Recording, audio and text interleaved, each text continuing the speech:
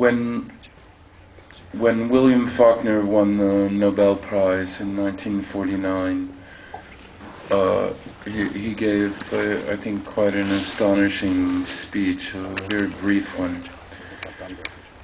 And essentially at that time, what he was writing about really was the kind of advent of atomic weapons, and how rather than worrying about the human condition, people were worrying about when would I be blown up. I mean, always an interesting worry. But Faulkner said that the young man or woman writing today, and I think this would hold true much more so than it would have even what is now nearly 60 years ago. He said the young man or woman writing today has forgotten the problems of the human heart in conflict with itself, which alone can make good writing, because that alone is worth the agony and the sweat. And he said he must learn them again. He must teach himself that the basest of all things is to be afraid, and teaching himself that forget it forever, leaving no room in his workshop for anything but the old verities and truths of the heart, the old universal truths lacking which any story is ephemeral and doomed: love, honor, pride, pity, compassion, sacrifice. And this is what I'd say. He said, until he does so, he labors under a curse. He writes not of love, but of lust, of defeats in which nobody loses anything of value, of victories without hope, and worst of all, without pity or compassion.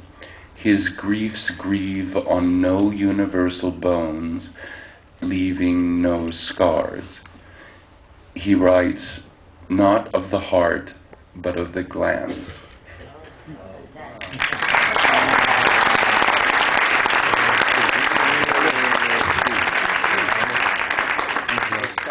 And at the same time that I'm optimistic, and I think things like YouTube, actually, where some goofball decides to, in Massachusetts, decides to put on a blonde wig and do a video about buying shoes, which is then seen by millions, or somebody decides to translate a Bollywood song and call it Nipple, Nipple. See, I think these are wonderful advances, and I think it gives a kind of democracy. Yes, and there are downsides, of course, but it's a way that people who don't have those resources, they just have an imagination, they have something they think is funny. Normally it's funny, but it doesn't necessarily have to be. Sure, of course. And that's the pessimistic side. The fact that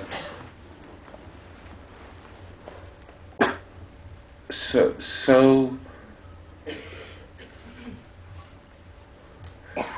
if you're a, quote, creative person, and I've never pretended I was, and certainly never said I was, but if you're a creative person, so much more attention is paid to every other element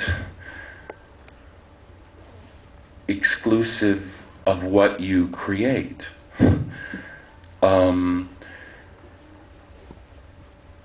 And I find that sad and worrisome. And that's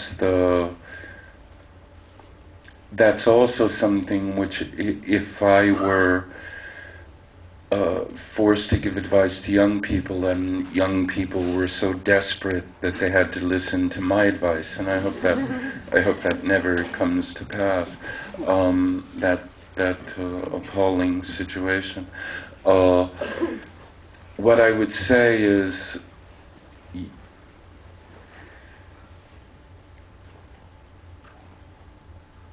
now I think it's exceedingly difficult.